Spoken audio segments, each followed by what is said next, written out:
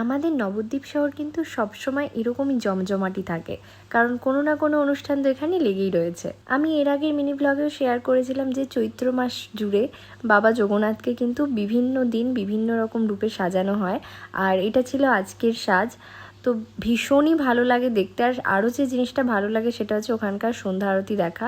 তো সেখান থেকে ঘুরে গেছিলাম আজকে মহাপ্রভুর মন্দিরে। আজকে ছিল ওখানে দশম দোলের পরিক্রমা বেরোনোর দিন।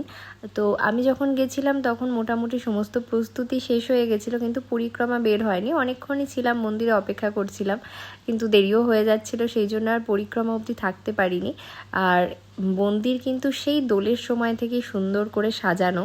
সব জায়গায় দেখো দোলের অনুষ্ঠান কিন্তু শেষ হয়ে গেছে, কিন্তু নবদ্বীপের দোল এখনও চলছে। এবং দশম দোলের যে পরিক্রমা বেরোয় সেটা যদি আমি দেখাতে পারতাম খুব ভালো হতো। একদম দোলের মতো সবাই আবির খেলতে খেলতে যায়, ভীষণ ভালো লাগে।